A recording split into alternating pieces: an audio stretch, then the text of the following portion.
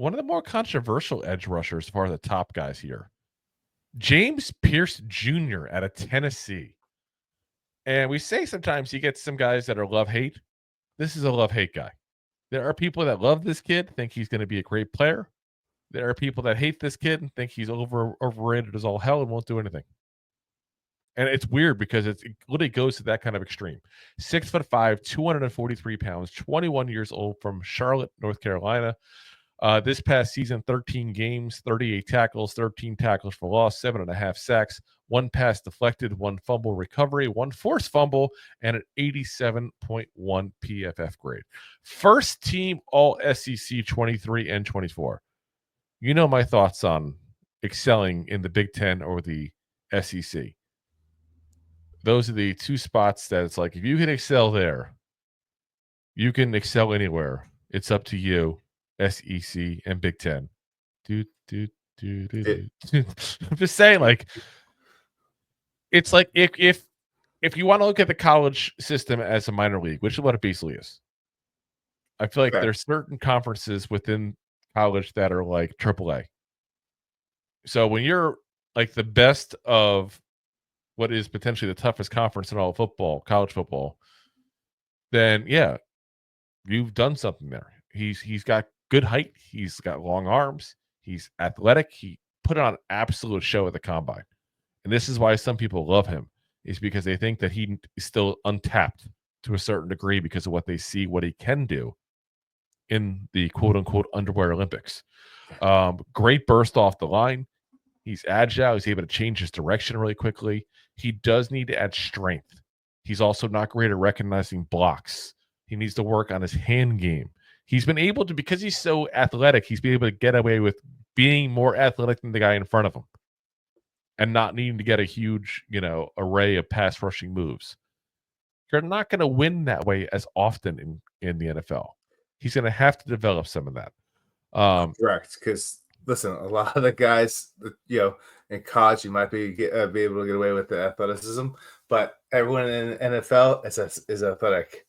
Like, you don't get to the top tier in football without being athletic and talented.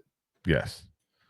Now, another weird thing, and it's weird because I say weird because he's I said athletic, he's agile, we've said all this stuff. He has had a little bit of trouble wrapping up and finishing the sack on athletic quarterbacks, which is something you don't really typically see with those kind of guys. Agile, quick. That's what you expect to be the best thing to combat that. So I don't know if that's just a coincidental. He's made a couple mistakes, and that's what you get sometimes. And sometimes it's coincidence. Sometimes it's a pattern. The weirdest thing with him, and I think why a lot of people don't like him, is the way Tennessee plays. So Tennessee does a huge rotation in their line. And you look at what's going on there, and you go, okay, yeah, he looks really great some snaps, but is that because he's fresh than the guy in front of him because they're not rotating offensive linemen like they are defensive linemen in Tennessee? And that's part of where you get it at. What I just look at personally is I see production at the SEC level, and I see a guy who every step of the way that you've gone to see him, film, combine, all this stuff, you see how athletic and gifted he is. So to me, he's a first round pick all day long. There's not a doubt in my mind this kid should be a first round pick. Now, what I do have some doubts on is how high the ceiling is going to be. I don't think he'll ever be a all pro level edge rusher. Can he be a borderline Pro Bowl one? I think that's probably where his ceiling is more. I think he's got a decent floor though, because again, he's gone against really good players week in, week out in the SEC. He's well battle tested for that kind of stuff and exceeded the last couple of years very well there. So I don't think his floor is that low. I don't think he'd be a bust by any stretch of the imagination. I think worst case scenario, he's your third edge rusher on the team. Best case scenario, he's a borderline Pro Bowler.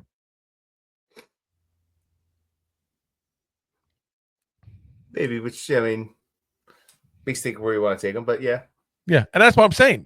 You have to know this into it, because if he's going to be rotated like he was in Tennessee, then you're not seeing enough of him to sit there and say he's your absolute starter, your stud, your star of the defense. Like, he won't be able to have that role.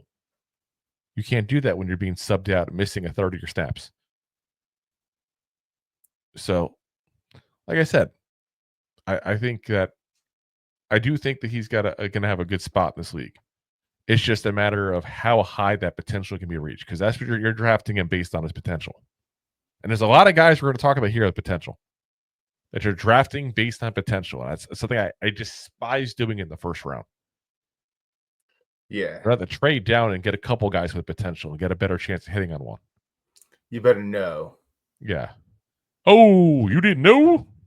Your ass better call someone. Can't help. If you like that clip, then you will love the full episodes too. Find us on your favorite podcast app and look for us on all your favorite social media platforms.